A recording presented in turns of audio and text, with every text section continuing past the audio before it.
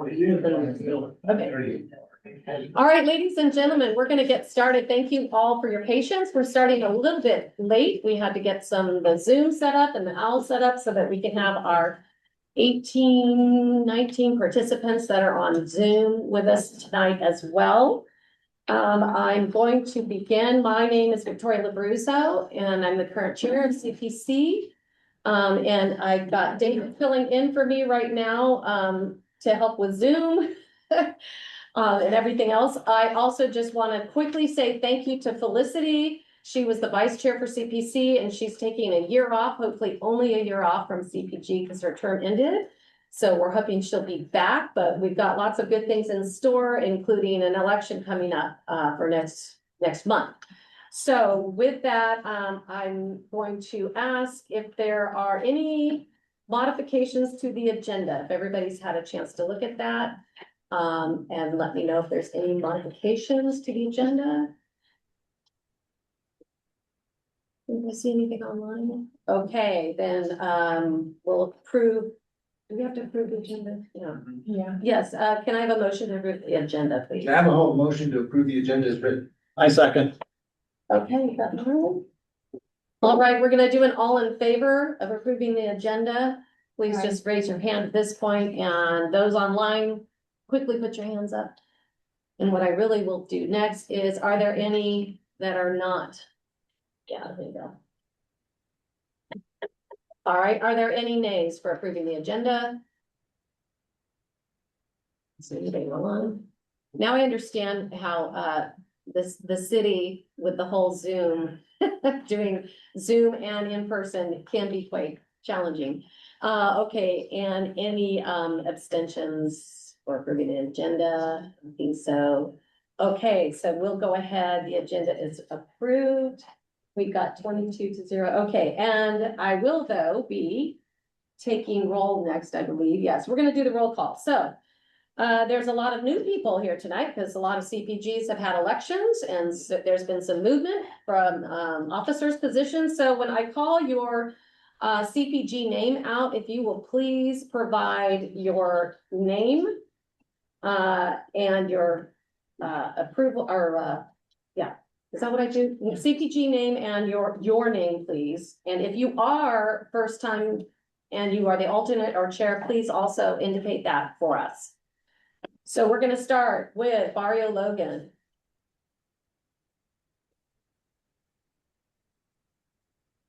There's two. Hold on one second. Just because we're new.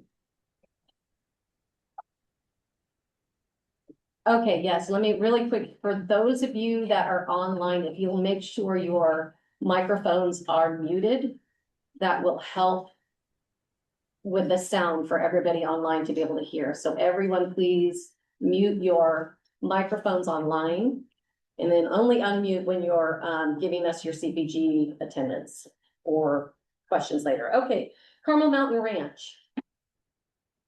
Carmel Valley. Geoffrey. Encanto. Sage Gonzalez, holding present. Thank you, Sage. City Heights. Good evening, Marcellus Anderson, Chairman. Chepsy. Thank you, Marcellus. Claremont.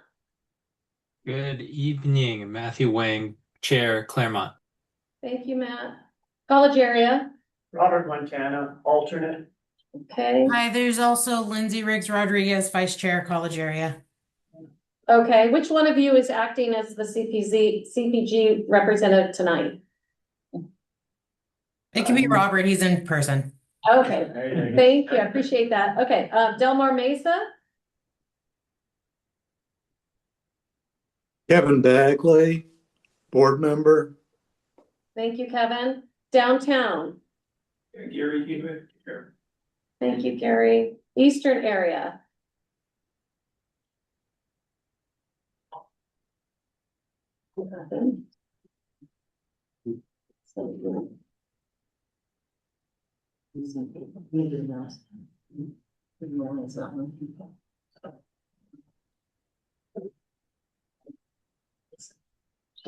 Okay, sorry.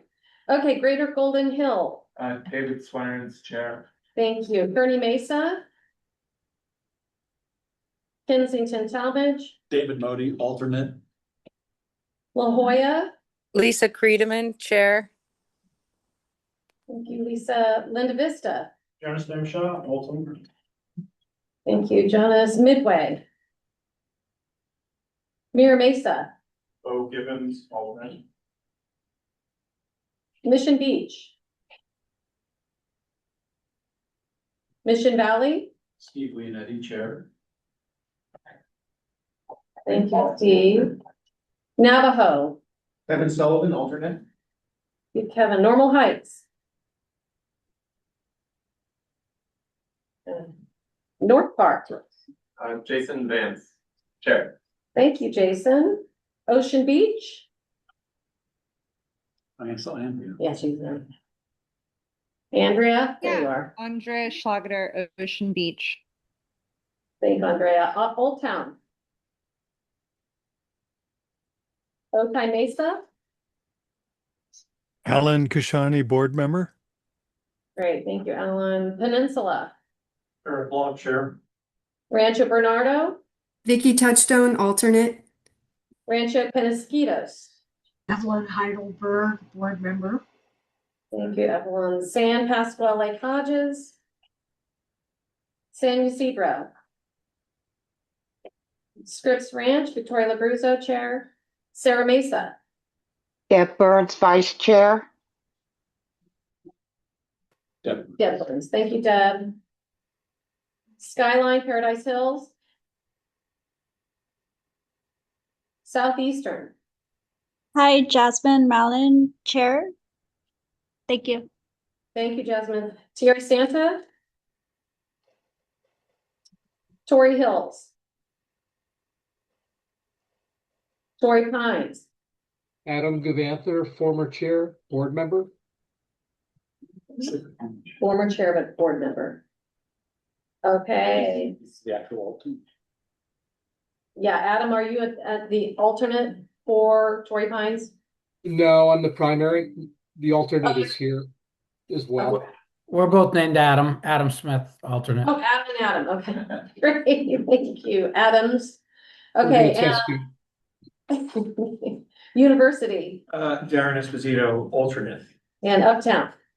Matt Driver, chair. All right. Thank you, everyone. I think we're at almost a record level here for attendees. 25. Wow, might be a record. Okay, thank you, everyone. We're gonna click right along here on the non-agenda public comment. So if you are in the public and you have a non-agenda, so the item must not be on the agenda, and you will have 2 minutes to come speak with us. And yes, if you'll come up front here, and that way, hopefully I don't know if there you go. Hi, my name's Catherine Rhodes. I'm a civil engineer. I used to be on the Peninsula Community Planning Board back in the day. Now I live in Pacific Beach. District 2 candidate Mandy Havoc and I have a solution for the structural budget deficit. Solution.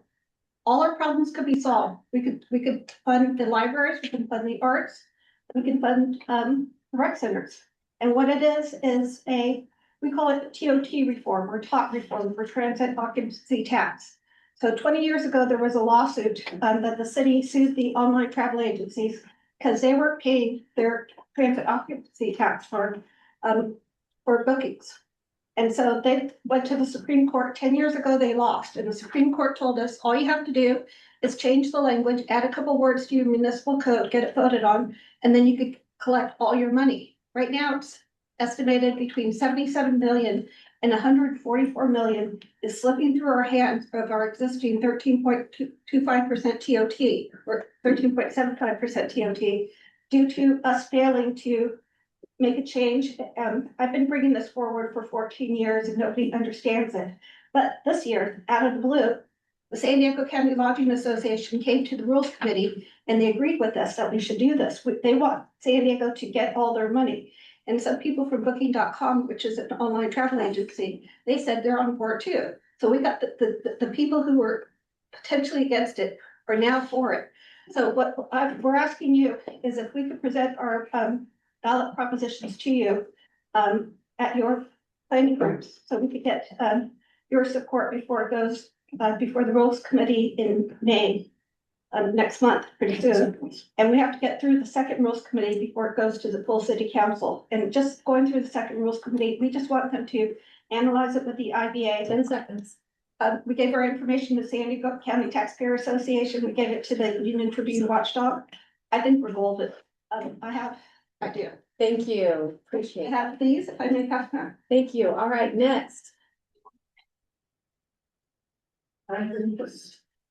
Hello, Maureen Diaz-Pesta, I'm the chairperson of the Hampshire Neighborhood Council. And I want to invite everyone and let you know, if you haven't heard, we are having a press conference rally protest this Saturday at 10 o'clock at 1441 Woodrow Ave, which is an outlier project. It is an ADU bonus, which has one house on the property. DSD and planning have been receiving emails for the last year. The applicant has blatant fraud, so much fraud that the applicant says that the lot is empty. Not that the house is vacant.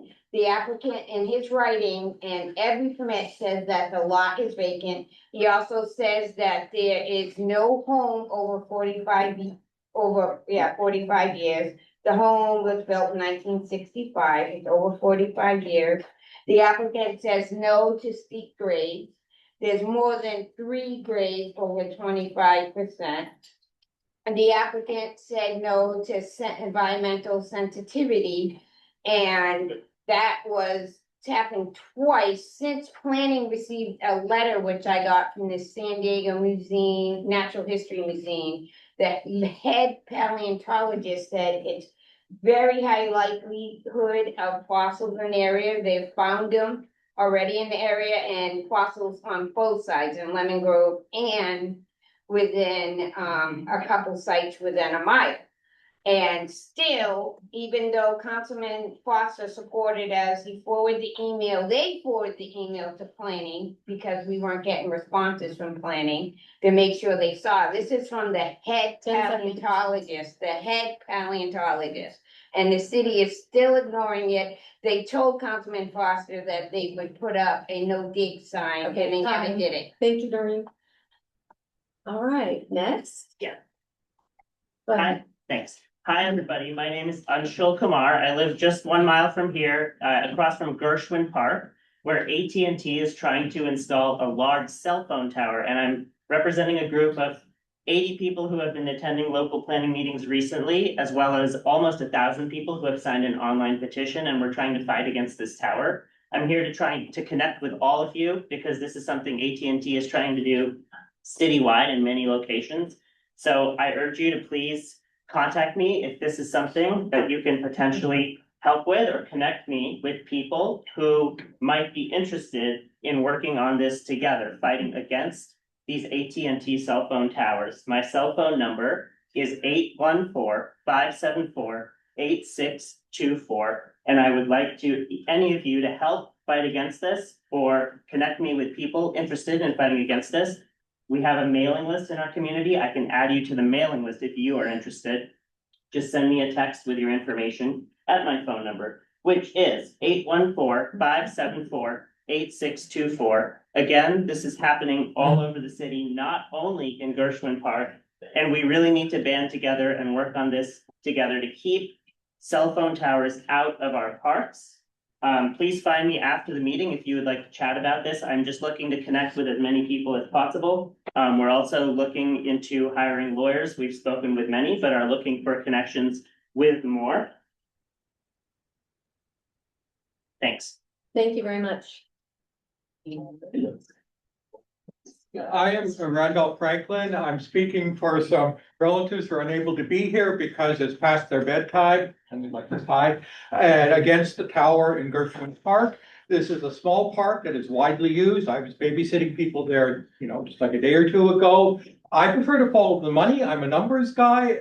This is a commercial transaction. AT&T wants the tower to help them get this privatization contract for 911. Their public plans, if you think you're joining up with them, show no coverage problems at all. That's what they tell the public. What they're telling us is something different when they say they need the tower. Anyway, they don't get paid till they get the tower. San Diego's in financial trouble and gets paid, fees, maybe, who knows, 40, 50,000 a year for the tower. And this is all on the backs of the neighborhood who get screwed by it. It's like a classical Western of the big rancher comes into town and stomps all over the little landowners. This will shrink it's a small park. It's got no other parks nearby. And it will have a good chunk taken out of it that cannot be used in the future for the park. And it also, of course, hurts the ambience, having the 65-foot tower there, which could grow by 20 feet. I believe AT&T will have the legal right to add to the tower. Once it gets built, they'll also have the legal right to sell co-location on it to Verizon and T-Mobile, which they're not considering right when they say they need the tower. The plan that they presented at the meeting showed AT&T towers. It did not show Verizon and T-Mobile towers. They also did not talk about using multiple shorter towers that would be less obtrusive, like 30-foot towers. So, in conclusion, this is big business stomping over the small people in the local neighborhood, and I say do not allow. Thank you. Thank you. Okay. I do see you, Becky, so one more. Go ahead. Yes, I'm here the ultimate day for Linda Vista, Regional Happy Chair, Christopher Beasley. I am the newly elected Vice Chair, Jonas Bimshop. I am also primarily the chair of our planning group's Affordable Housing Task Force. We have existed for a while. We've made an initial report on affordable housing solutions. And this year we are working on a report, two different ones. The primary one that I want to bring to the attention of everybody here is an ADU report. As you might remember, Linda Vista was one of the primary people advocating for a lot of the reforms that were passed just under a year ago. And so we are working on a report to see what has happened since, what reforms are working well, what reforms have unintended consequences, what reforms still could be added to make the program better for all of San Diego. So we have our next meeting is at the Bayside Community Center on May 19th at 6 p.m. We have it split up kind of by this category of month by month. It goes from first one is kind of community voices, a lot of different community organizations. We're trying to get, we can only have one presenter probably, but at least having written comments or some committee members having separate interviews with that. Second month after that is independent experts who have commented on this before or want to supply some comment, and then developers in the third month. We're drafting the report all throughout, but this is an issue that affects all of San Diego, not just Linda Vista. While we might have a lot of questions ourselves, I'll give you an opportunity for anyone to provide feedback there. You can contact me after the meeting as well. Okay, thank you. All right, Sage, hold on one second. I'm gonna let online Becky Rapp. Go ahead and unmute Becky. Thank you. My name's Becky Rapp, and tonight I wanted to bring to your attention the Socially Equitable Cannabis Program, or the SEED program. It was presented at the city's Economic Development and Intergovernmental Relations Committee last month. Councilmember Foster is proposing to add 36 new marijuana permits under the social equity umbrella, essentially awarding permits to those who have been incarcerated on the war on drugs. So currently San Diego allows for 36 pot shop permits citywide, and his proposal would essentially double the number we already have. It's important to note that the proposal also included other components such as reducing sensitive use restrictions on distance requirements, waiving licensing and permitting and inspection fees, and establishing a marijuana overlay zone within transit areas. So this raises not only serious public health and safety concerns, but at a time when the city is facing a significant budget deficit, this raises serious financial concerns as well. Programs like this require staff and city staff, administrative and oversight, consulting services, and grant funding. This program is not currently in the mayor's preliminary budget, which is good news. Although we know Councilmember Foster is determined to get this funded. So the public has been asking for a comprehensive audit of the existing marijuana program, which the city has not been transparent, as the last financial audit that was presented was well over 5 years ago and showed a significant number of delinquent accounts and unaccounted for back taxes. So I just encourage CPC members to speak to your planning groups, make them aware of the concerns, and consider writing a letter to the city expressing why this is not a good land use decision based on public health and financial obligations. Thank you. Thank you, Becky. Okay, and one last public comment from Sage. Really fast. My name is Sage Gonzalez Welding. I'm Chair of Encanto. We have an appeal out to the city for radio towers, which is the Emerald Hill subdivision that's going in 123 homes on a 31-acre parcel on top of a beautiful 360-degree vista.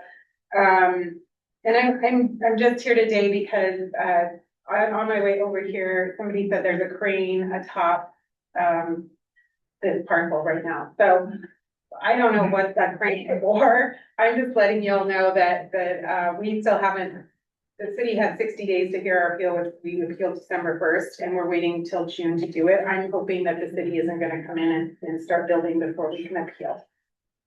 Thank you, Sage. All right, and with that, we're gonna end public comment and we're gonna move forward now to approval of the minutes of March 24th, 2026. You should have received that on Friday with the agenda. And do I have a motion? I'll move. Okay, David? I'll second. And second, are there any questions, changes, comments? Madam Chair, Yes. I believe Kathleen Neal from La Jolla, who was at the last meeting, had changes with regard to mid-city communities and the number of communities involved.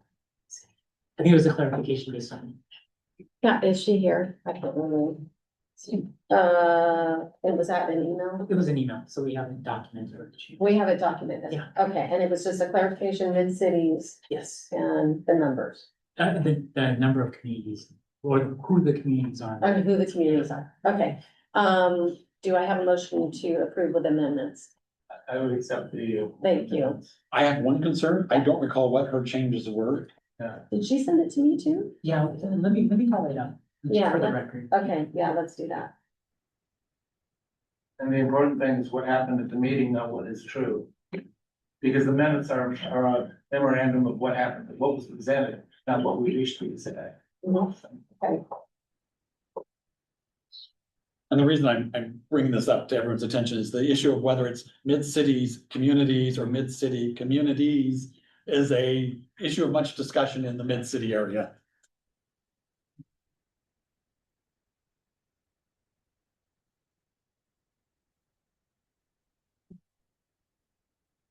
Okay, I think I found it. She says, she notes on the final bullet under reports, page 3, refers to the mid-city community plan. Rather, it should say the mid-city communities plan. So instead of it just being mid-city community, it should be changed to mid-city communities, which include City Heights, Eastern Area, Kensington, Talmadge, and Normal Heights. And she is correct that that is what it should be. Okay, so motion to accept the amendments. Yes. Second, okay, if I could go ahead, we're gonna go through the roll call for the vote. If you were not here, last month, if you'll make sure and abstain and please state that you weren't here and that's why. Otherwise, we're gonna start with Carmel Valley, Yes. Encanto, City Heights. I will abstain. I was absent. Okay. Okay, Claremont, Abstain, absent. absent, okay, College Area, Yes. Del Mar Mesa. Kevin,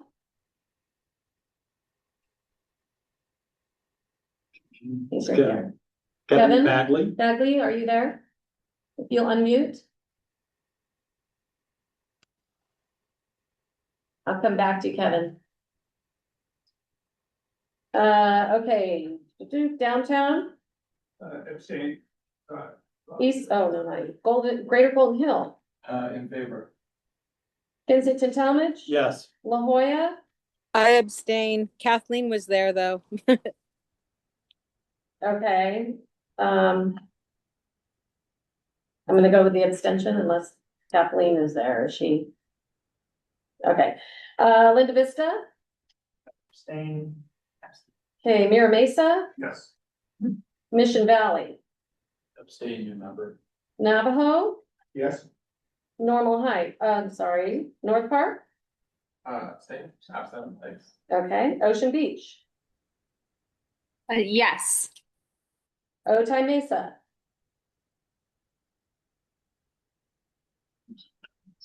It's Ellen. See on there? Is Alan on? Did he disappear? Sorry, abstain, absent. Okay, thank you, Alan. Okay. Peninsula, Yes.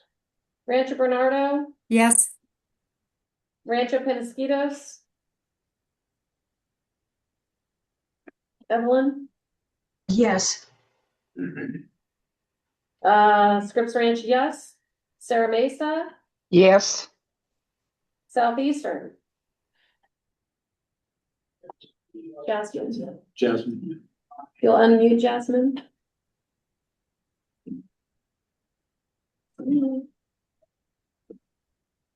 I'm looking for Jasmine and Kevin to unmute. This is Kevin, and I wasn't here last month. Okay, so I you're abstain. abstaining? Yeah. Okay, thank you. And Jasmine, Southeastern, if you'll unmute. All right, Torrey Pines, Abstaining. because you weren't here? Yeah, I wasn't here. Thank you. University Yes. and Uptown. Abstain. I wasn't here. Okay.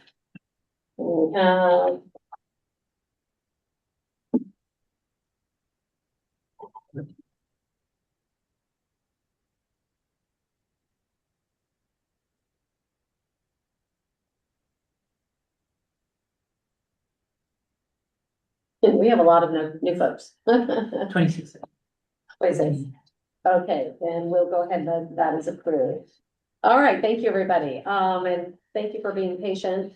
We are now moving on to appoint a nomination committee. So the CPC, this is according to the CPC bylaws. This is the time of year that we appoint a chair, a vice chair, and a secretary. I'm currently the chair. Paul is the secretary. Felicity was the vice chair, so we have a vacant vice chair seat available. All three are available, and so we would like a seat. I guess we need to. What is it? The bylaw say? Appoint an election. Appoint an election board. So I guess I need to just take any not nominations. If you would like to be part of the election board, it's quite simple. You pretty much will get people that are interested in holding a position, and then put a ballot together. And then next month we'll come in and we'll have a secret ballot. I'm not sure how we do that with the online folks. Do you know? What's that? I know, that's a good Yeah. question. And maybe the election committee needs to decide how to handle. How to handle the.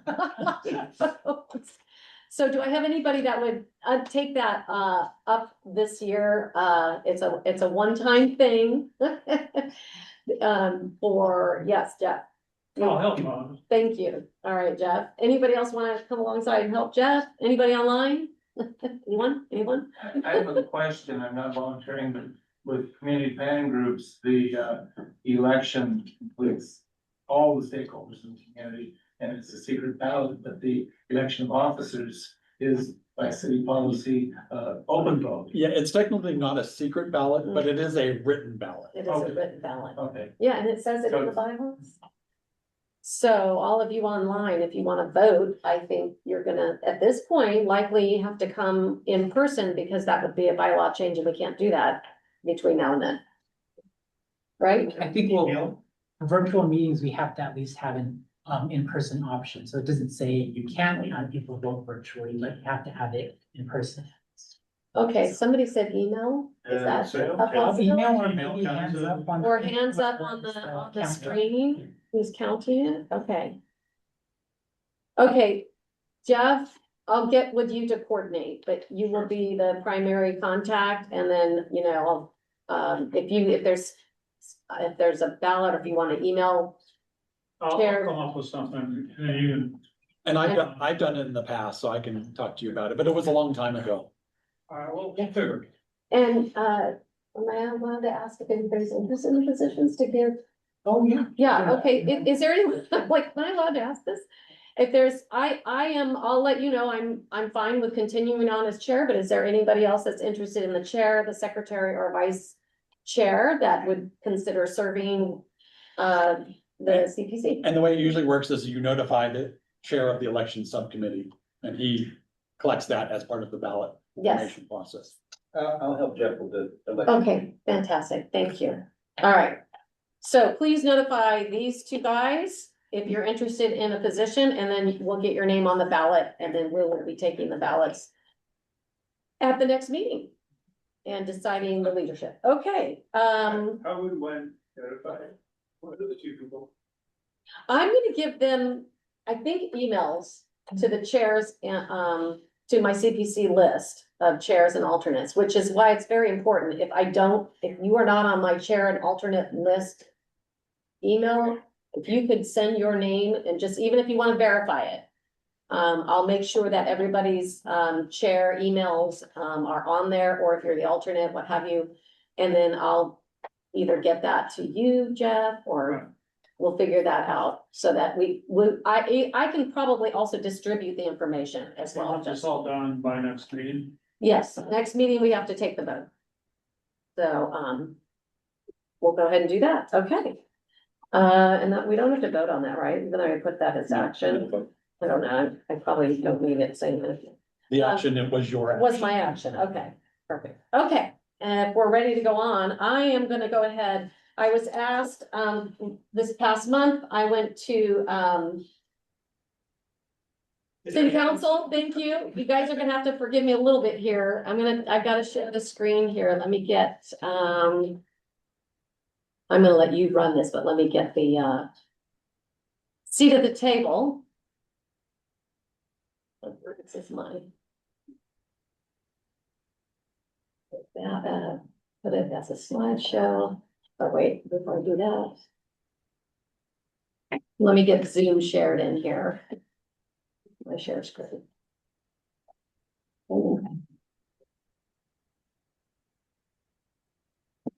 So.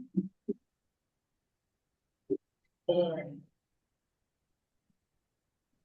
The stuff. That's on top of it. There's the. All right, and then you can arrows or, yeah. Okay, so.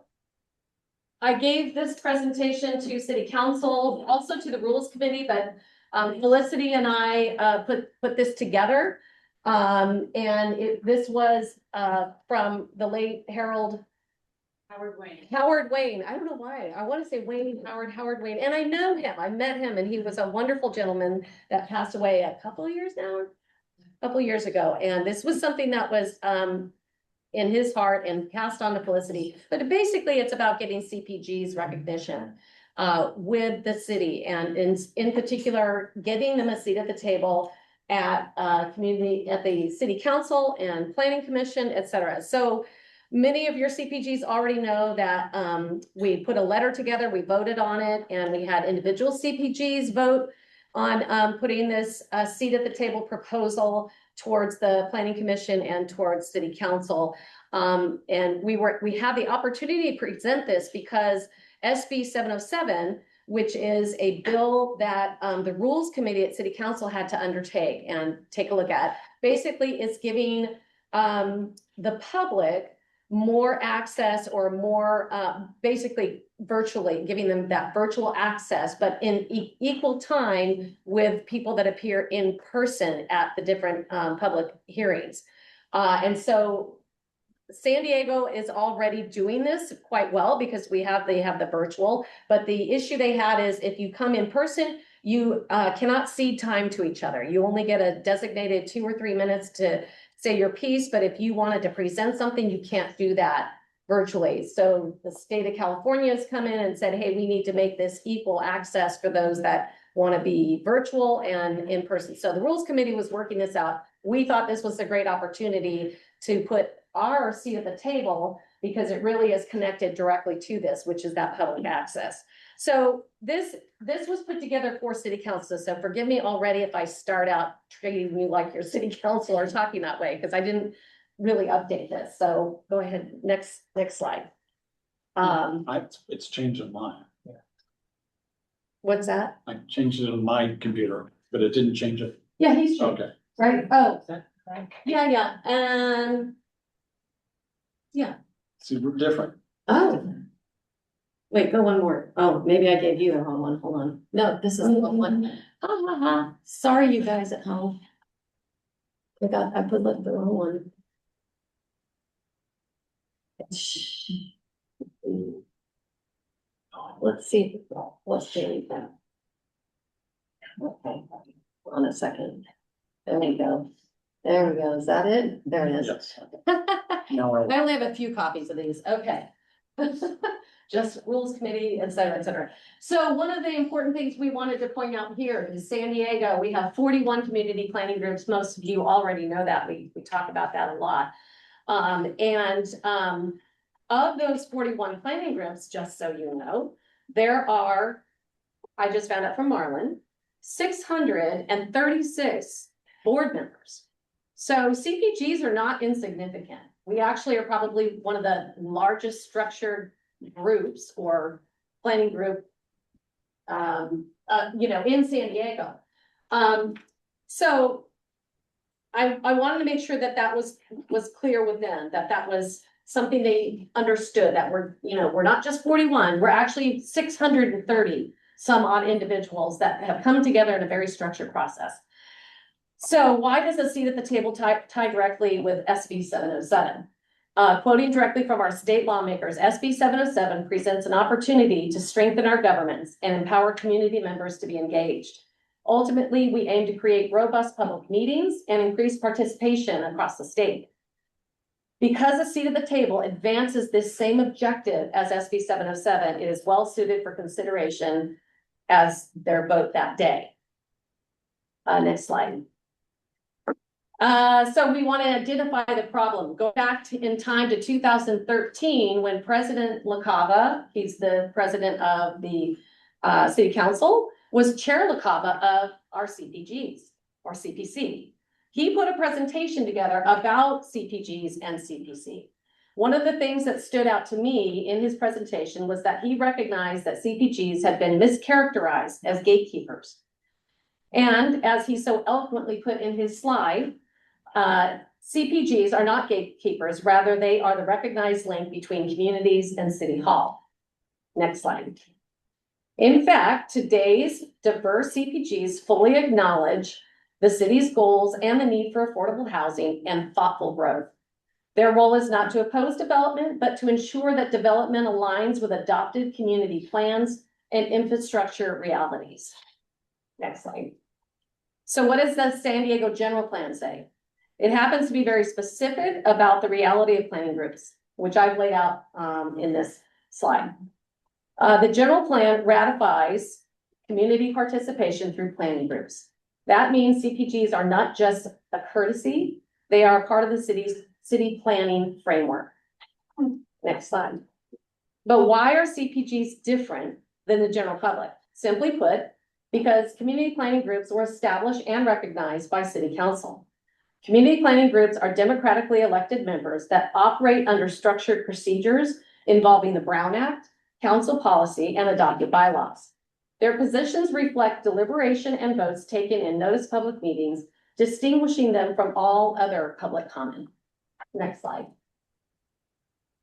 We sent seat at the table to DSD as they provide meeting procedures for the Planning Commission, which I didn't know that until we put this together. While we appreciate Director Lowe, who's in charge of DSD, took the time to respond in a letter to us, the response she provided frames the issue that the public, including CPGs, already receive the same amount of speaking time as project applicants, so no change is needed. Director Lowe's misstep in her analysis is including CPGs with the general public for purposes of public comment. Next slide. In fact, the city's planning groups should be recognized for who they are and that they have the ability to present their deliberated recommendations in a structured and predictable way. Currently, planning group recommendations are included in the staff reports when going before both planning commission and city council. This is represented in the graphic on the left side of the screen, the tangled funnel. However, comments about that vote are often not conveyed by staff to the deciding body and can even be tangled into the staff's recommendation without true context.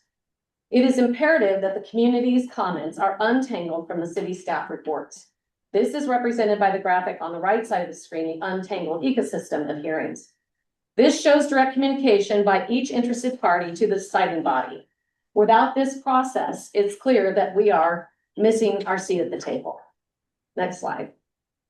Right now, structural imbalance is a reality. A city council project presenters receive structured presentation time and engage with decision makers. In contrast, CPGs are not provided with equitable representation in city meetings without going through a convoluted process to get that representation, even though CPGs are part of the city's own framework. Next slide.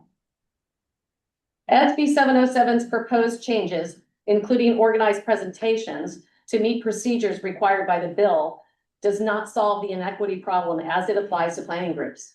As far as preparation, deliberation, narrative control, and presentation tools, those boxes are checked for applicants and city staff. For CPGs, the same is not true. This framework disproportionately limits the community's ability to provide intelligently organized input, particularly on complex land use matters where impacts are significant and where community recommendations require explanation and response to inquiry by the deciding body. A fair process requires equal access to the tools of deliberation and not just a stopwatch. Next slide.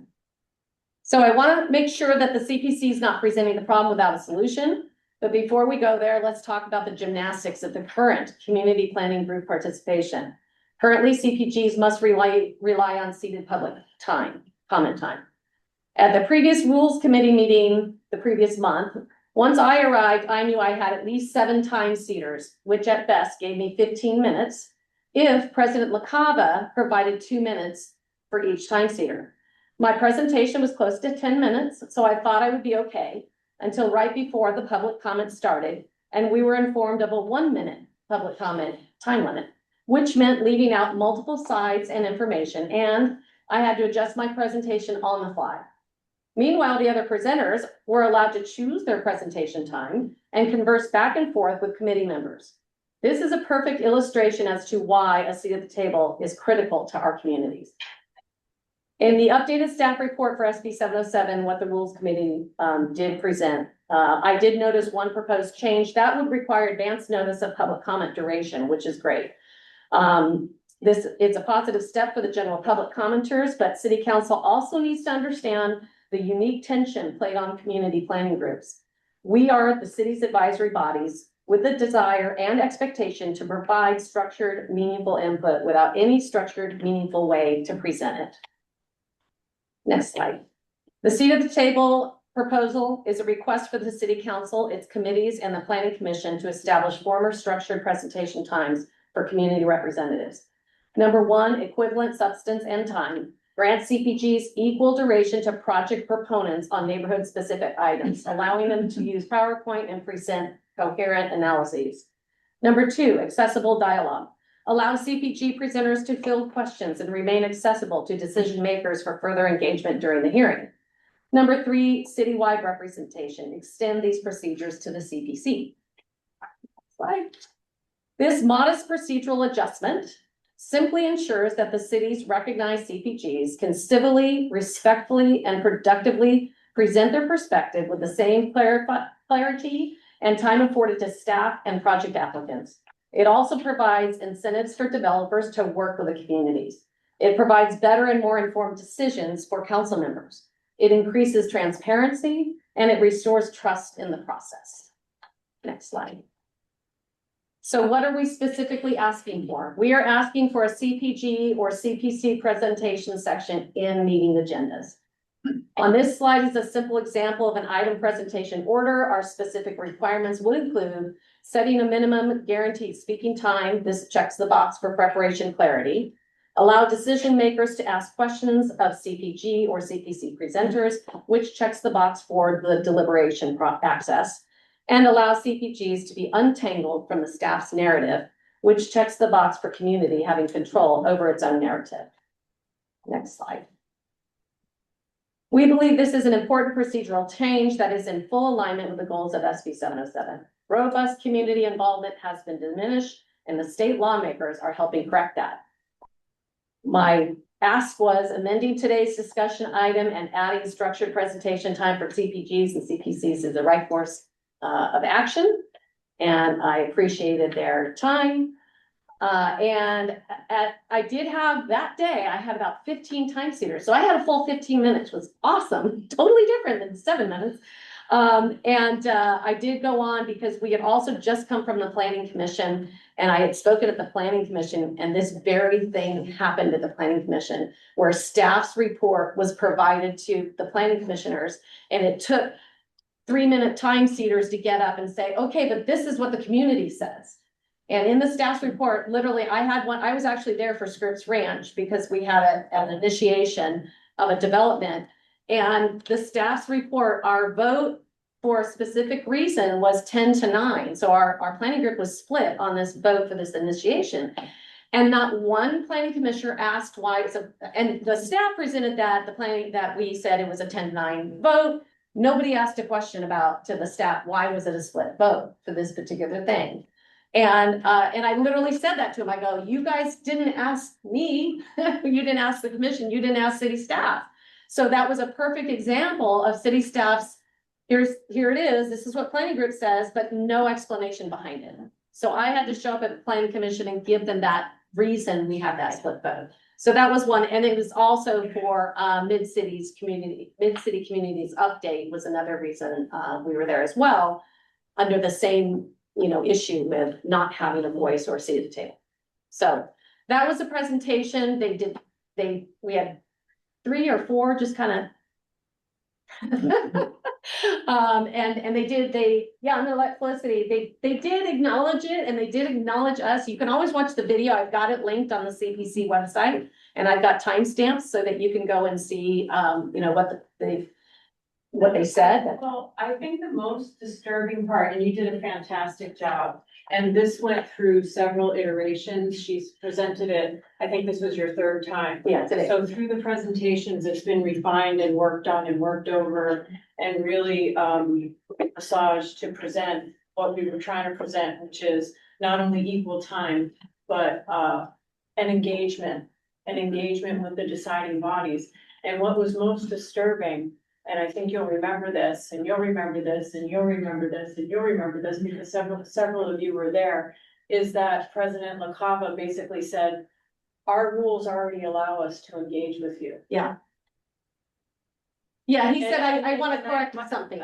So I was so disturbed by that, because the entire point of seat at the table is, well, then why don't you? Yeah. Right. Why don't you? And they did well, and I will say a couple other council members said, yeah, we are allowed to engage with you, but maybe we've forgotten or something. Somebody, I think Kent Lee or something. I think Marnie Wolfert said something. Marnie said something, yeah. Yeah. So there was some, rumbling about it. The same thing happened at planning commission when I got up and said, you didn't ask us. And I think that proves the point. And why don't you? One of the planning commissioners says, oh, no, we can engage with you. And then I'm like, of course, I'm back in the audience going, I can't respond back to you unless you initiate this.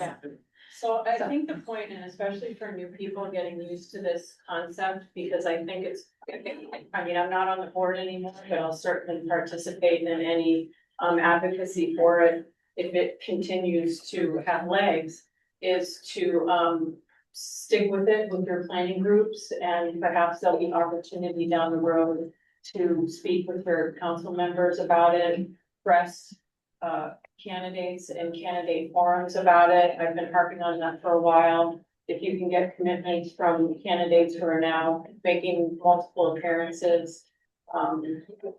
But yeah, I think that there's a culture of ignoring or maybe not wanting to necessarily engage with us, but then to turn around and just say, well, we can.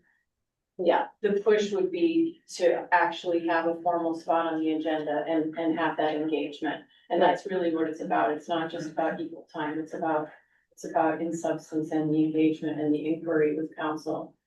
Cobb said you can engage with you, or you said you So it's already in our rules. We can. yeah, we can engage with That, you, that yes. it was a mind blower. Yeah. Yeah.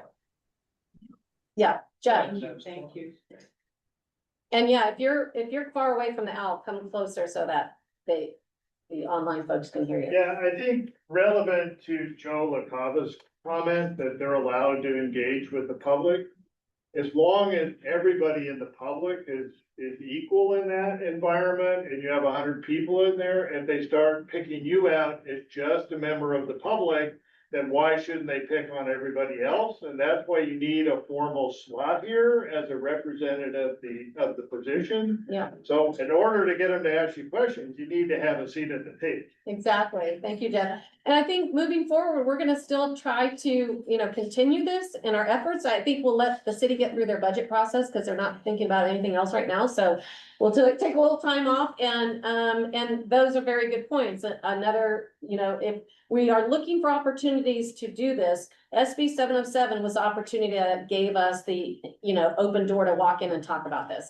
I'm not sure when we're gonna have our next opportunity, or we then need to work with council members. You guys need to work with your council members to see if they will, bring this up themselves. We need somebody to champion this if we're gonna get anywhere with it. And I'll go to David.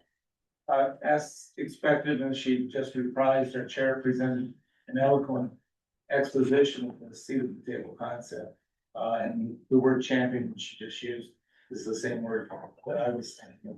If we could find a champion on the council who would carry this, that would be an effective opening. Council President Nakava seemed to dismiss the relevance of his historical comments as the relationship and position of CPGs and the CPC have significantly been altered in the interim period, which they have.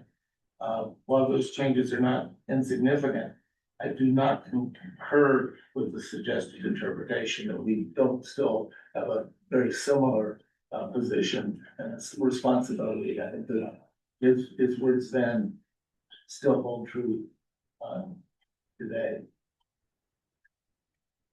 Okay, thank you, David. I saw a hand over here. Yep, I was just wondering if maybe we should form a ad hoc committee for this. And then maybe some of the planning groups for specific neighborhoods can take the lead to approach their council person. And then we can send a unified message individually to the council members coming from chairs of those community planning groups. That's a good idea. Right down. Eric? Summer rain, I have affirmative commitments from two District 2 candidates, Andy Havlick and Richard Bailey. From D6 candidate, Mark Powell, and D4 candidate, Mark Abraham, to support seated at the table. Okay, so these are candidates for districts, okay, for city council. Okay, very good. Okay, anyone else? Ad hoc committee, can I get you to take that up? Simply put. Complains about the food. Yeah, I know. I opened my big mouth, didn't I? Chris, I did see Chris Sure. Nielsen. Did you still want to say something, Chris? I saw your hand up. You want to unmute Chris Nielsen? Yeah, Vicky, I didn't have my hand up, I don't think, but I agree with the idea of forming an ad hoc subcommittee. I think you can work for a couple of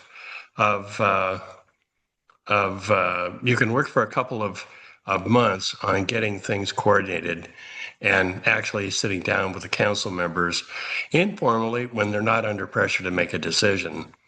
And then see where we are. And I can work with Kent Lee and Joe and see where they might come down on this.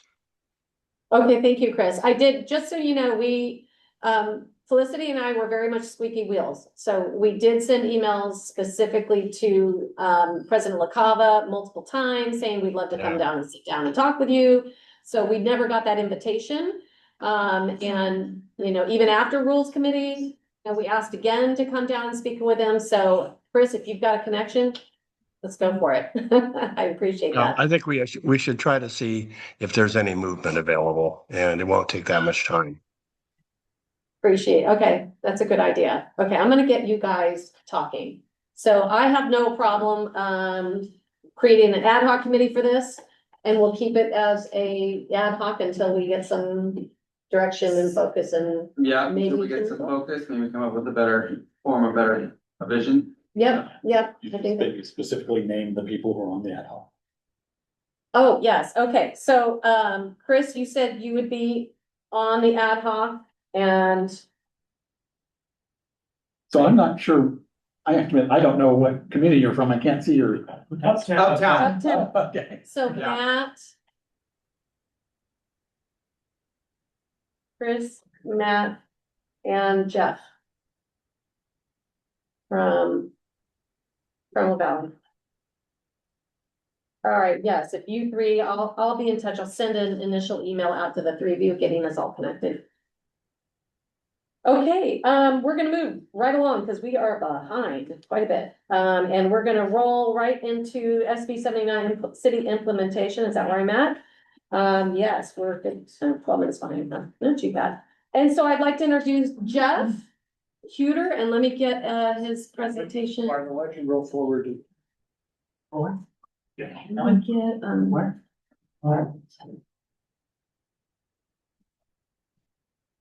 this is Justin Tucker. Hold on, Jeff, I'm getting that up on, Yeah. let me share my screen, really. Where it comes all over. Here.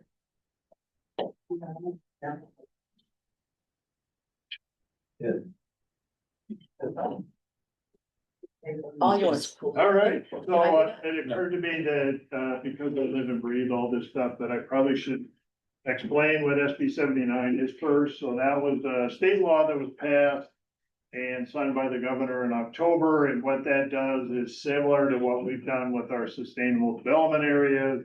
It allows certain densities of development within a half mile of their definition of qualifying transit stops. For San Diego, what that ends up being is, if you're within a half mile of any trolley stop in San Diego, and that includes if you're in Hamishaw, there's a half mile from the La Mesa stop over here, so this actually qualifies. There's about 45 trolley stops in San Diego proper that would qualify for SB 79, including 4 down in Otay. And then the other part of it is there are certain types of bus transit that qualify. If you have a dedicated busway, which there's only 2 places in San Diego where that happens, Park Avenue from El Cajon Boulevard to University, and on the 15 from El Cajon Boulevard to University. Those stops also qualify. And I won't get into, is SB 79 a good bill or a bad bill? Did they write it the wrong way? That's, you know, the answer is yes, they could have done a much better job. But what we're talking about today is San Diego has a deadline to implement their adopted regulations for SB 79 by July 1st in order to put in certain restrictions. And if we go back a couple of slides. Okay, so now go forward. And so the restrictions that they're allowed to make are, even though it's a half mile radial distance, if you're in the college area, actually, if you're across the freeway in Navajo, you know that hopping over the freeway is a quarter mile away from the Alvarado transit stop, but it's more than a mile walking distance. So we got it written into the bill that you could at least exclude any areas that were more than 1 mile walking distance. from the train station or trolley station. Again, because San Diego has a sustainable development area, we're a lot more along that path than most of the rest of the state, so I don't know if other people are doing it. The next thing is low resource areas. The state law allows you to exclude low resource areas until 1 year after the adoption of the next housing cycle, which ends up being 2031, 2032, depending on when the housing cycle happens. You're allowed to exclude those areas. The very high fire hazard severity zones, those can also be excluded for the time being, and areas exposed to 1 foot sea level rise, but actually tends to be Mission Valley more than anywhere else. And then locally designated historic resources, which primarily affects Old Town and certain parts of Middletown. So what the city did, the planning department basically is proposing to adopt the most conservative approach that they're allowed to, which is defer full adoption and development of what's called a transit-oriented development alternative plan until after the July 1st deadline. Put something in place that allows us to have some of these areas excluded for now. And then that gives the city the maximum flexibility in order to put the full plan in place. And so, frankly, from our perspective, the city's doing a good job of taking a cautious approach to something that's going to be pretty impactful when it's all put in place. So what happened though is we thought this would sail through at the planning commission. It turned out the planning commission had a much different idea about what should happen. In particular, they were fine with the 1 mile walking distance. They wanted the low resource areas to go into adoption on July 1st. And their rationale was basically that all this development that's going to come with SB 79 is going to bring a lot of economic development. And so it wasn't a big deal that this was all going to come in here. We had argued to them that that complete communities already serves that function if that's what you're trying to do in low resource areas. And so the actuality of what SB 79 is going to do is actually push development into single family neighborhoods that are within those half-mile radii, but not actually put the development next to transit, which has always been a problem if you don't engineer these things properly. And then the final thing is, so that was the big difference, the immediate inclusion of low resource, and then And very high fire. what's that? And very high fire. Well, actually, let me Did they take change that that. one? That rather than deferring this to the next housing cycle, they said, we want to bring this into the transit-oriented development alternative plan. And they wanted the city to make sure the city would get that alternative plan put in place within the next year. By law, the city actually has until 2032 to put this plan in place. And it's going to be a very complicated process. Even a year is a big challenge for the city. So, so what our recommendation to the planning commission, and still would be our recommendation to the council, is they should just go with the plan that the city planning, the planning department had proposed, because it's the most, first of all, we need to do something in order to be legally protected. So we don't want to just blow the whole thing off. That's important to do. But we should be as gradual and as phased as possible. And, you know, there's a lot of over the top arguments that the city of San Diego didn't go all in, we should be doing more. Well, the bill got accepted because of the allowance of this phased implementation and the ability to create an alternative plan. And so the city is just doing what the legislator intended the city to do. So I think we're doing the prudent thing, and we're proceeding as we should. Just a couple of things, if you go back. Actually, go ahead and just go the other way.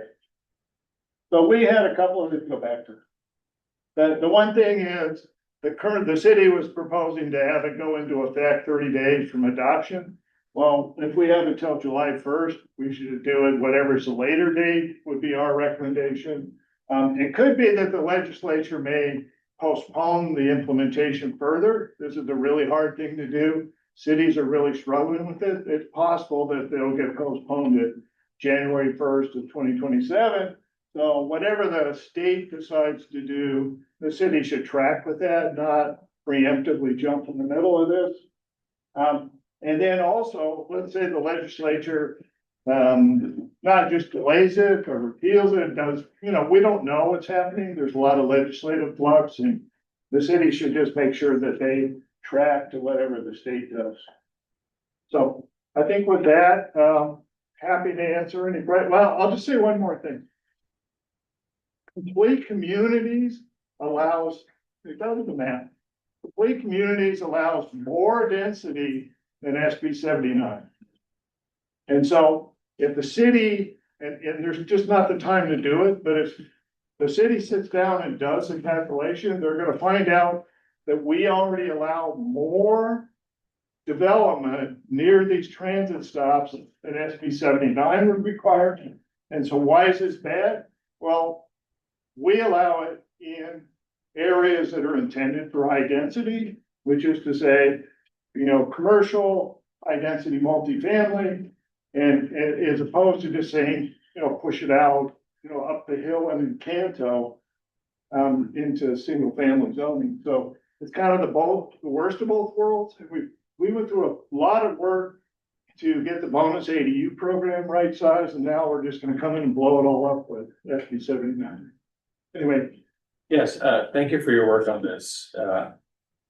Is there any exemption to your knowledge of like the neighborhoods like University or Hillcrest that were just affected by the plan update? No, we wouldn't do anything like that. But when you go, but here's the thing, when we go through and do the alternative plans, the places that have been, sorry, I should have, the places that have been already upzoned. Now, so uptown is up the hill, right? If you get your trolley in uptown, all of a sudden all that gets exposed. So you may not want to put a 12 in your streetcar.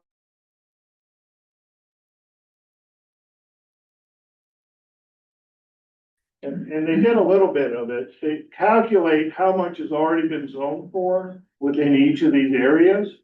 And I think I have, I might have that slide in there. Here, so, and the city already did a calculation of the base density within those half-mile circles. So where the SB 79 requirement is 861,000. The city's already zoned for 500,000 within those areas. So there's a net capacity of 367. And again, if you go through and you look at both complete communities and the bonus ADU program, it's going to vastly exceed that 367. So what they have to do with the alternative plan is formalize some of that capacity that already exists within complete communities, bonus ADU program, and then I think we'll kind of net out. So it's kind of a forced community plan update of about 10 communities simultaneously is a way to think about it. And the city and the legislature just go, well, you can get that done, in 6 months, Kate. Well, and I'll point out that city staff was trying to do a phased-in approach because they're also limited with their resources for making this happen. Yeah. But the planning commissioner's like, no, we don't need to phase in, let's go. So, that was the one thing that city council's meeting on this on May 7th. And I'm assuming you guys are gonna be there. We will, yeah. And, so CPC did make a formal vote on SB 79 at the time we, requested to be, we were against it. And we sent, letters to senators and anyway, we sent letters to everybody, but now that it is established, because we did have a view on it before, the question then that I would pose to you is, do we want to go ahead and support Neighbors for a Better San Diego, one of the implementations, and, you know, put our support behind that? Yes, Eric? Little geekish stuff here, Jeff. Maybe Marlon might know this from the planning department perspective. 1 foot sea level. What measure? Who's, are they using the NOAA models? Are they using the University of California models? Are they using what's the baseline? Because none of them are great. Not a single one. And there's, you know, the standard measure is 1.7 millimeters per year with a variability of 3 millimeters per year either direction. That's way too much information. Yeah, exactly. I said it was key. But now you add that, you know, the legislature is notorious for saying, and do it this way, but not actually. I don't know the statutory requirement of which sea level model they use. I can say by looking at the maps that it only affects Mission Valley. Not Mission Beach. The SB 79 doesn't go west of the. Oh, right, okay. Because it only goes to the trolley. Got it. It doesn't go. Right, so it's just the inundation zone. It doesn't include any future transit. So that's why the SB 79 map is much smaller than the SB 8. Okay, important detail, thank you. Thank you. So I thought I read in one of the later sections of the ordinance that was proposed that they allow, this code will allow builders to shift minimum housing requirements from one planning district to another as long as the city-wide 50% trigger is met. Is that correct? That isn't in this ordinance. That in SB, in the transit. No, I know it's not in the, I'm just saying it's in the plan, I read in the city planning department. It's given to the planning commission. You mean the memo? Yeah. Yeah, the memo allows, so within the entire map, you're allowed to shift density within that entire map and within those circles under certain criteria. So you're right, they could shift potentially 50% of it somewhere else. Right, so that was kind of my question, because I wanted to, I'm not a lawyer, and I am fairly new to this stuff, but it seems like that's not really in line with the policy of trying to establish affordable housing in every neighborhood.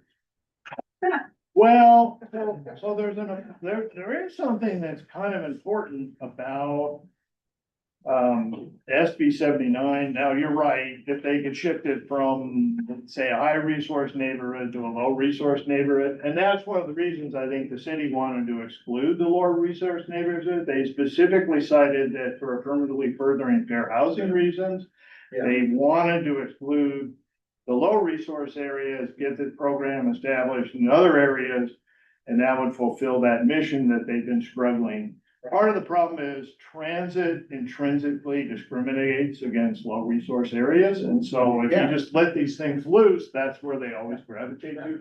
So they did do that. Now there's an important distinction though. If you do SB 79, unlike the city's complete communities and inclusionary housing, there's no in lieu fee to get out of it.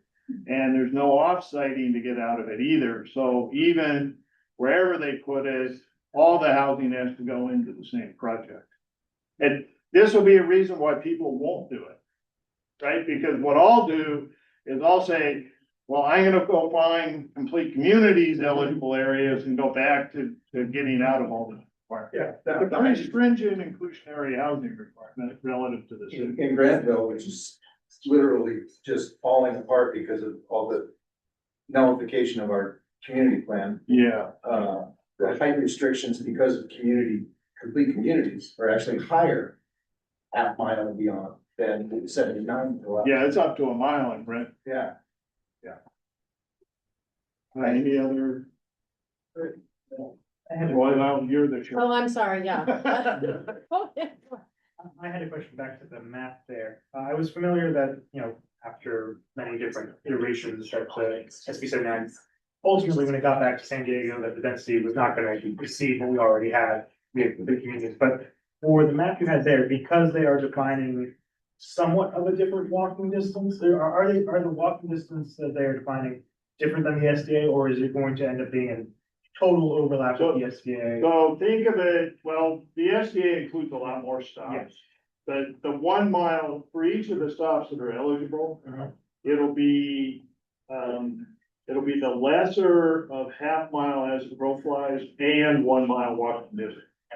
So it's a little bit of a hybrid. So think of the transit priority area, which is a half mile, but restricted to only those areas that are within 1 mile walking.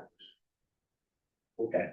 Yeah, it was a half measure. I'm glad we at least got that for sake of Del Cerro, but to me, everything should have been one. Okay, I'm gonna end with Doreen real quick, so, because we can get back to this, because we're still a little behind, we have another presentation. Oh, I'm sorry. Okay, I'll give you both a couple questions. Go ahead, Doreen. To the chair. Hold on. I'm gonna let, just because Doreen's had her hand up for a while. Go ahead, Doreen, quick. I wanted to know, and thank you for responding to some of the questions, and I know John is gonna speak on the candidate, but just the research ahead of time. I would like to know, since allegedly all these projects are being done to increase housing. So like if you look at Hampshire, that entire circle of that whole entire mile is single family homes.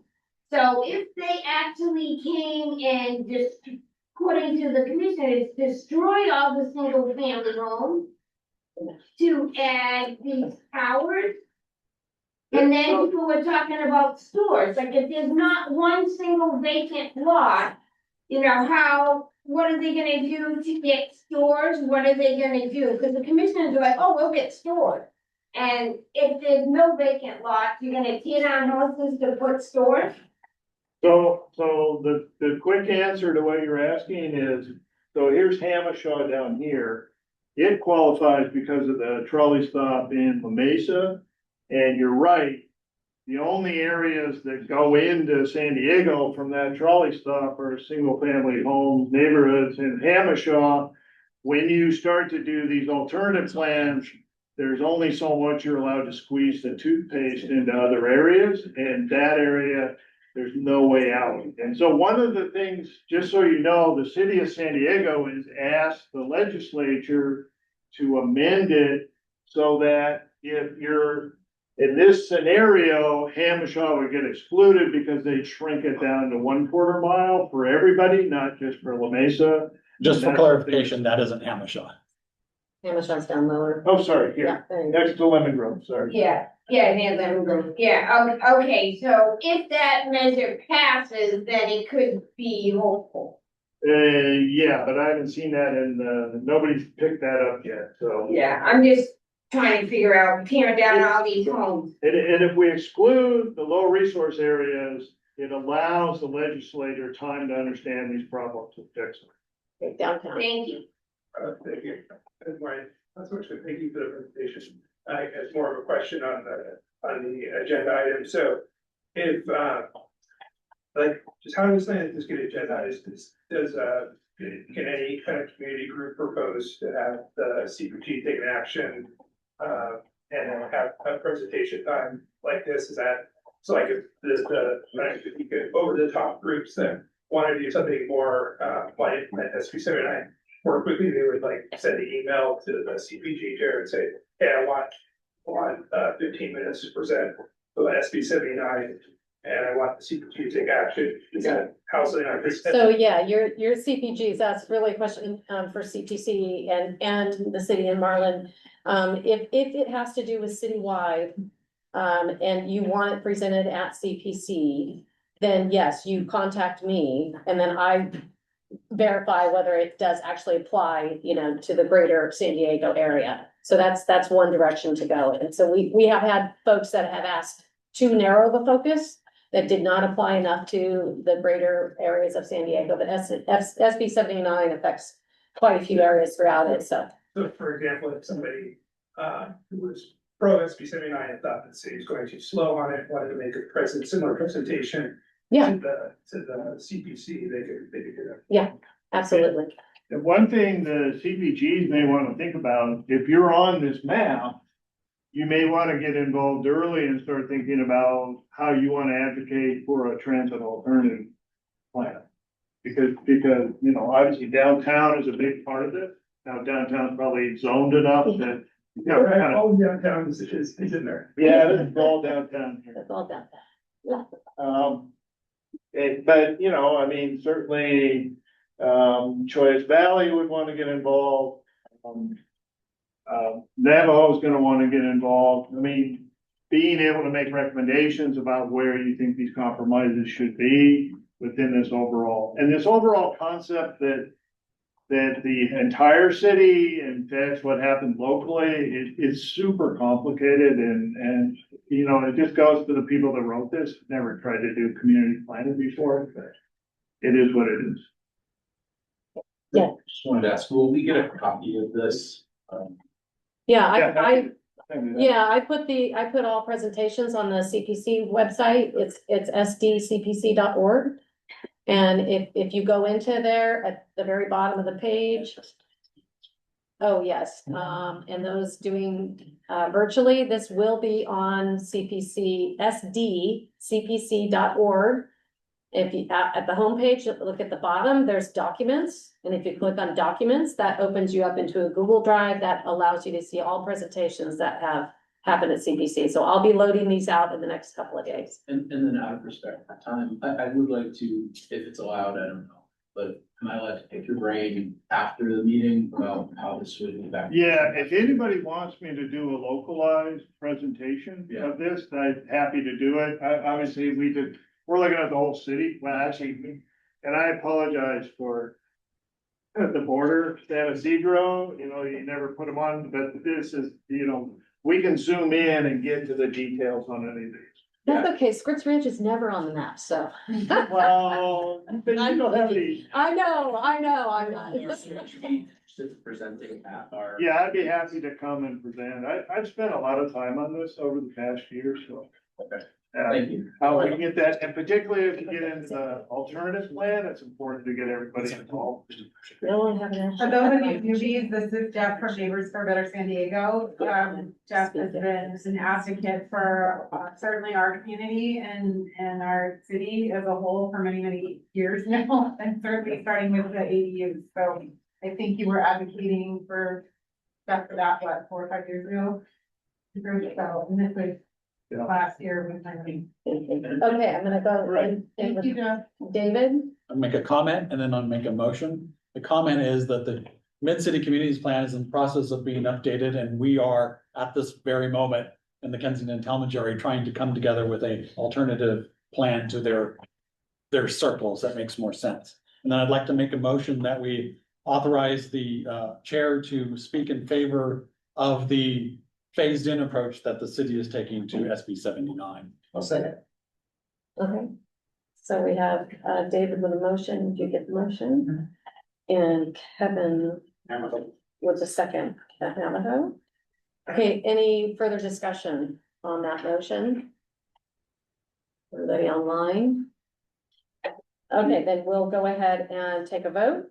Yep, sorry, do you want to say as presented to the planning commission or something like that? Because that was sort of the last. That's true. Yes, as presented to And them. we don't know what'll happen, whether we haven't seen any change. So in agreement with city staff's proposal as presented to the planning commission. Yeah. Yes, that will be makes my sense. motion. Okay, that's good. And that will be agreed to by the second, right? Yes. Okay.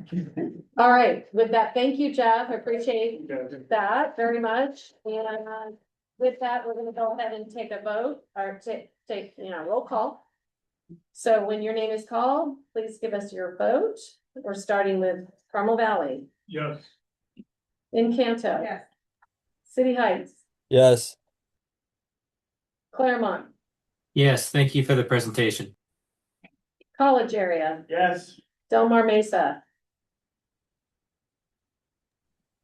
Yes. Thank you. Okay, downtown, Yes. Greater Golden Hill, Yes. Kensington Talmadge. Yes. La Jolla. Lisa. I don't see that. Okay, I'm gonna move on. Linda Vista, Yes. Mira Mesa, Yes. Mission Valley, Yes. Navajo, Yes. North Park. Abstain. Abstaining, and your reason for abstaining? Oh, Not with them, but. not enough info? Okay. Okay, Ocean Beach, Yes. okay, Otay Mesa, Yes. Peninsula, Yes. Rancho Bernardo, Yes. Rancho Penasquitos, Yes. Scripps Ranch, yes, Sarah Mesa, Yes. Southeastern, Yes. Torrey Pines.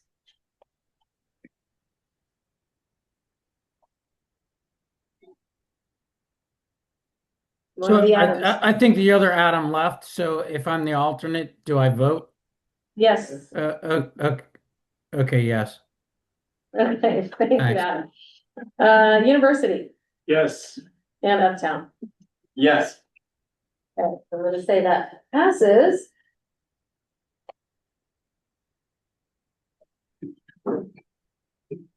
Passes by 24, 1, and, I mean, 24-0. 0 and 1, 0 and 1.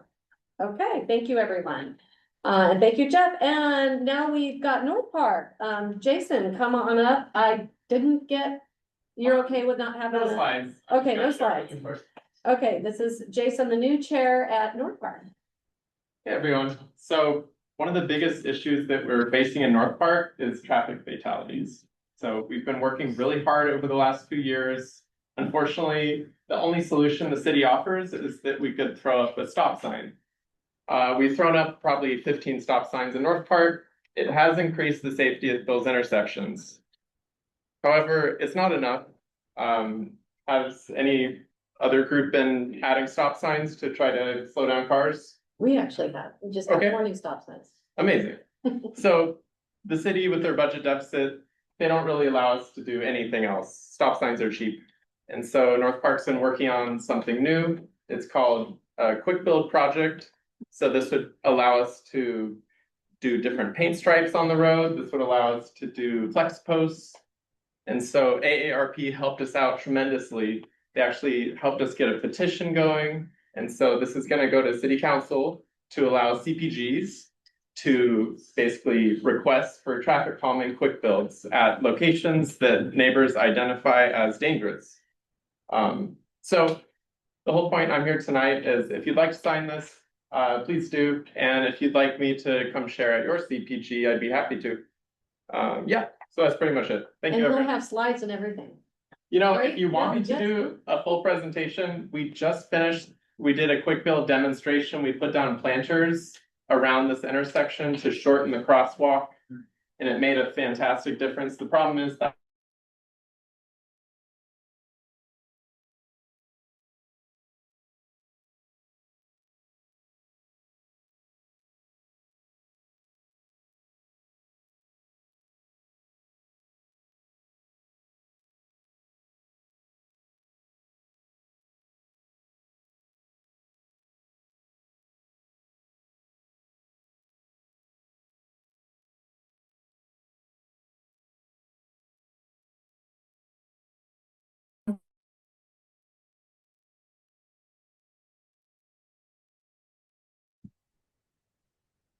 Sorry, folks, that the Zoom messed up. okay, if there's no more questions, then, oh, yeah. Or did you identify that, the quick builds were actually gonna be like more cheaper to install than even the stop signs that the city suggested? Have you had any? The problem with stop signs is they are just for, you know, stopping a car. But there's a lot of different treatments that you can use.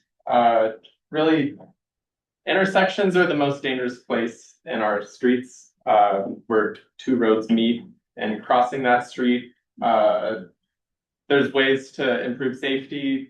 It would be called a bulb out. So you'd actually bulb out the curb so that the crosswalk becomes shorter.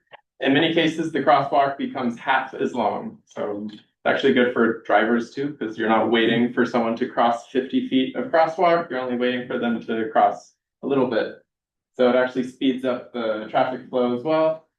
So part of the argument is that it's kind of building in that visual blockage for the drivers so that they aren't just saying ignoring that stop sign as well, and also Yeah. extra.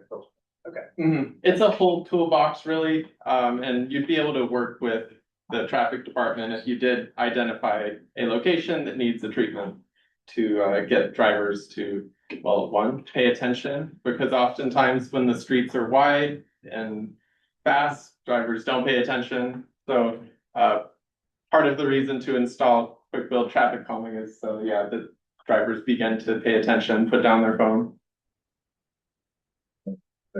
Question? So is this a way to get a project done in the CIP process? This would be outside of the CIP. And that's the whole reason for this, is because basically any CIP project that we've requested has been put way in the backlog, and essentially it'll never happen. I mean, we're not getting any funding. This is something, so you could do a quick build treatment to an intersection. It may cost $10,000, but if you wanted to do the CIP equivalent, it'd probably be $5 million. So, I'll go here. So, just one other possible revenue source, and downtown, we use parking meter revenue as part of the parking district for projects like that, they did some crosswalks and some fencing painting and stuff like that. So, and the city's kind of moved away from that in the last couple of years, but that has traditionally been a source of revenue for, you do it in the same area where the meters are. It is a good revenue source. That whole thing has been changed up. I think they changed the way that the city uses the money there, but I agree. So when you say traffic fatalities, is it cars on cars, or is it people, pedestrians being hit by cars? What's the main, and how often is like alcohol involved, or what's the actual breakdown? What's happening?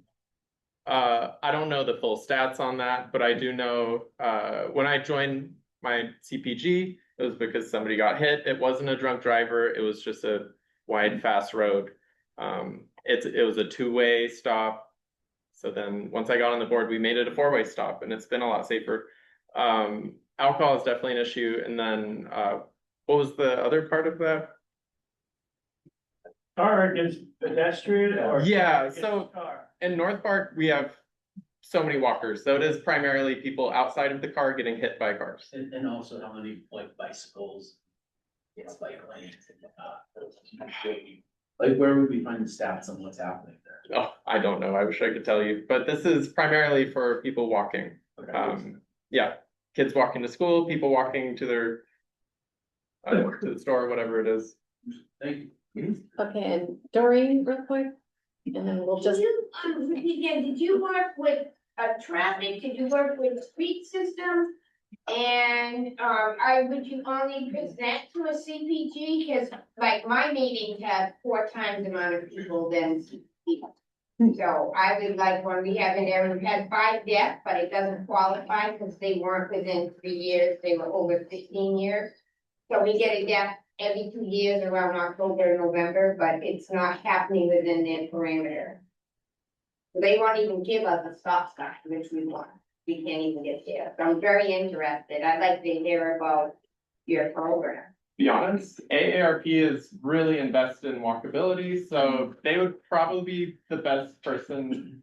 They have local chapters, so our North Park chapter helps us out, but they would probably be the best people to spread this information. Oh, okay. I'm an AARP member, so I'll call them. Thank you. Amazing, you can reference Israel. He was our rep, and okay. he was working with us for over a year to get this whole thing going. Nice, thank you. It's really helpful. I'm just gonna go to David, one last question. If you had access to VIBs or assessment districts, which would be essentially private assessments, maybe managed by the city, but not city funding, not general fund money. If we want to use the BID money to create the quick builds? Maybe pay for stuff like that. Ideally, yes, but just it seems generally the way this would go is the city would have the upfront cost. The BIDs may do maintenance though. Okay. Yeah. Thank Okay. you. Thank you, everyone. Thank you, Jason. Just come say hello if you want to check this out. You can read the language on there and all. Right, Thanks. thank you. All right, folks, we're still 10 minutes, so we're going to move on to staff reports. Thanks, Madam Chair. I got 3 things for everyone. First, it's that time of year again for the annual planning group training. Let me do the training first and I'll get. Gotcha. Yeah. Annual planning group training per council policy that is mandatory for all existing and newly elected or appointed planning group members. It will be scheduled next month, Wednesday, May 27th at 7 p.m. That'll be a virtual Zoom meeting. So we hope to see all of you guys there. So please forward your planning group rosters with your new membership, if you have that, to sdplanninggroups@sandiego.gov. This basically our typical the same planning group mailbox, so we can get invitations out to everyone. We'll also put that link on our website along with the additional information. And then also I wanted to tell everyone that some of you are familiar that we have an online alternative training that people can take if they don't attend the virtual meeting. That's gonna stay up there, so you can take that training right now and still get credit for the year, okay? Because normally we used to update that, we take it off the website and then come back with an updated version, but there was a question that was raised, and I don't think there's anything in council policy or in the ordinance that indemnifies planning group members that training has to be completely brand new.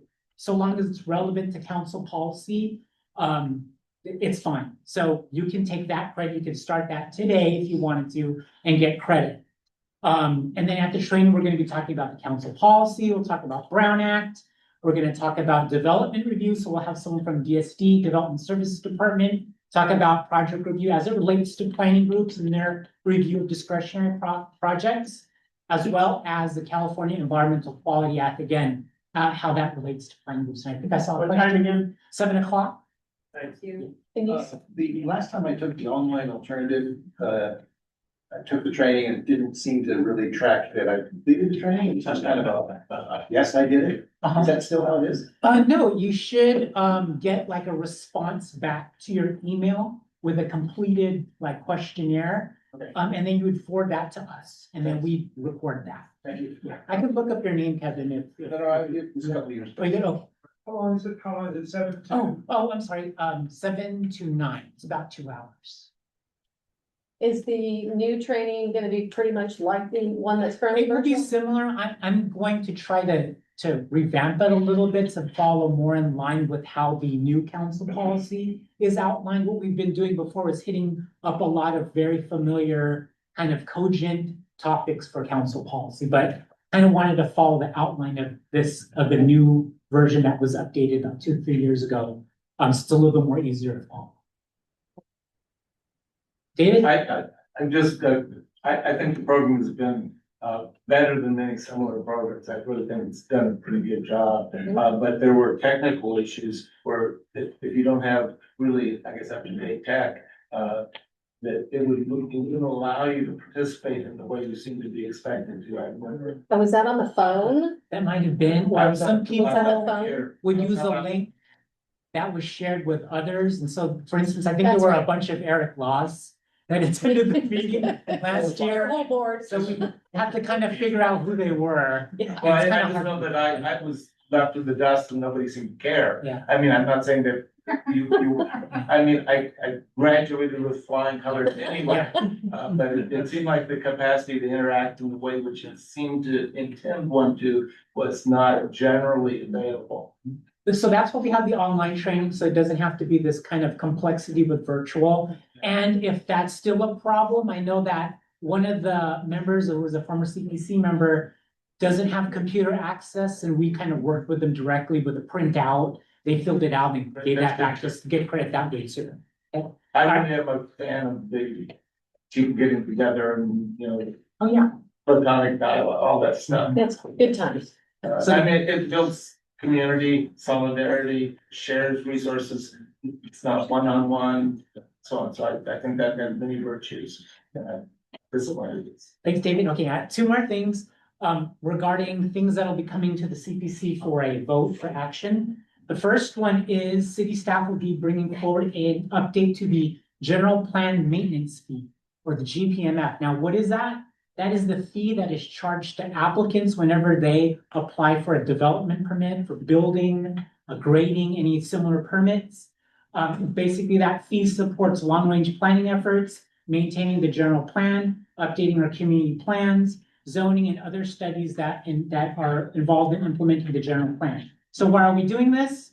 The current fee for the general plan maintenance fee is $737 per application, regardless of whether you're a small project or a huge project.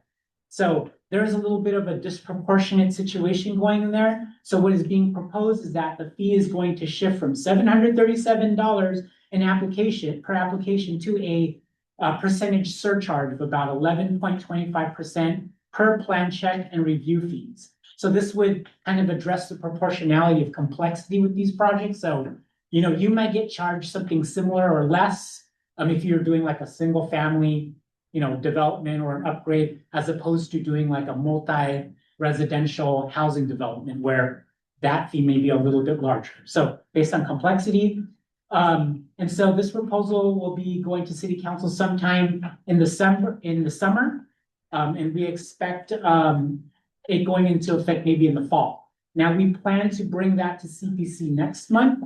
I don't know if that's a straight up information item, but I'll get back to you on what staff is presenting, but we should be having something next month. And then the other thing that I wanted to mention, another item, is is a general plan amendment with regard to the public facilities, services, and safety element with regard to SB 99. SB 99 is relates to the safety element, where we have to identify all residential developments located in any hazard area, like very high fire, flooding, areas that have like dam leaks, tsunamis, all those hazard areas that are identified in our safety element, earthquake faults and all that stuff, which lack at least 2 emergency evacuation routes. So staff is kind of looking into mapping and identifying those areas. We're also working with our fire rescue department to identify these residential areas and areas where there are limited points of access that speak to SB 99. And also we're working with CAL FIRE, which is our state of California forestry and fire prevention agency. And so what's going to be coming forward are maps as well as policies with regard to making improvements regarding secondary access and then rapid evacuation in regards to those hazard areas. So I believe staff had mentioned they wanted to bring forward an information item next month for CPC. That might be something similar to what we do with the LDC, where there's a video and the members would take that back to their constituents, CPGs or planning groups, and then bring forward any input from the planning groups to a follow-up meeting with the CPC. And subcommittee time too as well. And then we have a website here for any updates to keep yourselves kind of informed with any of those proposed amendments. And again, I can provide this to everyone via the chair, and that's it. Jeff? Go ahead, Jeff. Is the output of this then a map? Policies and a map. Okay. But I think it would be more so the policy. But I'll talk to the staff and see whether or not it is a map, because I'm pretty sure there's going to be something like that for everyone to take a look at. If they want to comment on, well, we don't think there's there's a restricted access point here, or there is. So we're looking at the constraints. That is basically doing what got put into the Voluntary ADU program for the 2 evacuation routes. Similar, yes. Applying this to this policy. Correct, and for the public facilities, services, and safety health, yes. I would hope you would also share that through the formal fire safe councils. Which are formally organized and through the fire marshal. I know there are areas in our Golden Hill community where there is no secondary access and there's no probable the manner to develop it, so they can't, something they can't, at the same time. Well, can't do it. Any other questions for Marlon? I was just gonna go back real quick, for the virtual meeting, do you have a time for that, and do you have a link online for it yet? 7 p.m. And we haven't put the link to it, but we'll come out with that pretty soon. But we're kind of using the same. Up there, isn't it? The previous link. Oh, yes, is the currently up. link to the current online alternative training, which you can take right now, is still up. I'm waiting for your new one. Okay. I have some questions. One is the plan check fee and the 11.7%. How were those numbers calculated? Where, what, I was 11.7% decided upon, and then two, it's slightly out of Mission Valley, but I work there as well. Over in Murphy Canyon, the Fries project, talking about the two routes of evacuation. There, the Fries project is huge. I have a batting cage that's right next to that. That's my business. And you can wait for an hour trying to get from the top of Murphy Canyon down to the exit there, and then that there's Stonecrest coming down. I'm really concerned about being able to get in and out of there. So I'm hoping to just bring that up, raise awareness about it. It's not specifically in Mission Valley, but it's very close to us, and I just see it as a massive issue, and I kind of wanted to get your take on it. Sure. And I'm not gonna provide a response to that, and it's because this isn't on the agenda. This will come before the CPC as an action item, so I don't wanna preempt any discussions or Brown Act issues by getting into that discussion, which that's fine. It's fine to raise these clarifications and, you know, the points, but we're not gonna get into a discussion. I will follow up on how the 11.25, whatever was determined. I can follow up and let you know about that.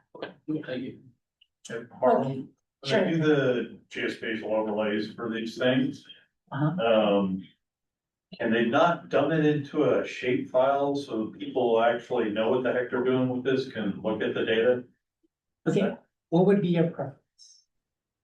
Well, you can do it as an actual feature overlay. So, yeah, so you can look at it in ArcGIS, look at it, the underlying shape files is something you can throw out there. It makes a map, but that's like printing the map.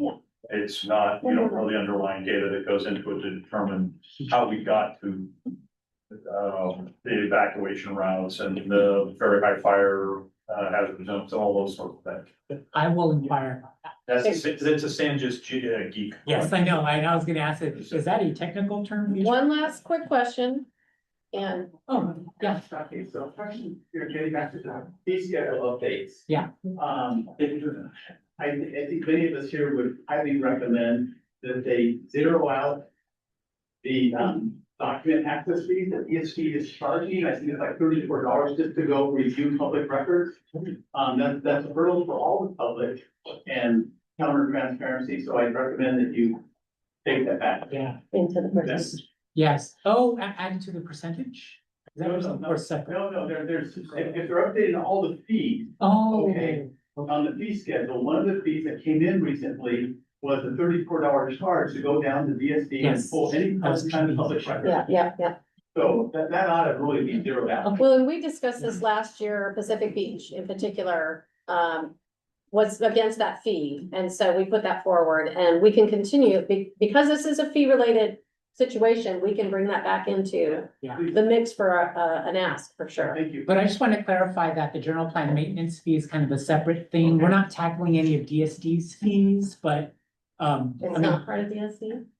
Well, it is. Yeah, well, you're right. You're right. It is part of it, but not in terms of the whole entire fee schedule. If that is somehow in there factored into the 11-point-something%, so that could be fair game, but from what I understand, it's a separate thing from what DSD charges for the fee. But again, I could figure that out and see whether or not that is a separate thing or included. I think it might be separate, but we'll. Yeah. Got it. All right, thank you. All right, So we're very short. We're right on time to quit, but I've got one more chair's report. I kind of gave what we've been doing. We do have one ad hoc committee right now, and that's for the Mid-Cities Communities Plan Update ad hoc, because it's 4 different CPGs. And I'll just turn it to David real quick. The ad hoc committee met with our planner and we made the point that the planning groups needed to be more engaged in the plan update process. Particularly now that we're getting down to the nitty gritty lot by lot zoning, and we made our case and we'll hear back from them. So and for anyone, that's the reason we have this going on, is because city planning decided to do a plan update for these communities differently by not focusing on CPG as a priority to run it through. Instead, they created a working group that was put the CPGs in a minority role. And so we're kind of helping out, working with that, and trying to get them to put the CPGs back in the place that we're designated to be in, which is plan updates. And I've been very appreciative of what Victoria has done and said at council and committee on this point. Okay. Last on the agenda is member comments. So if there's any member comments, if not, we will go ahead and adjourn for the evening, 1 minute over time. Thank you all for coming. If I could get some help with putting the tables in there, but we could just stack the chairs against the wall. Thank you. So.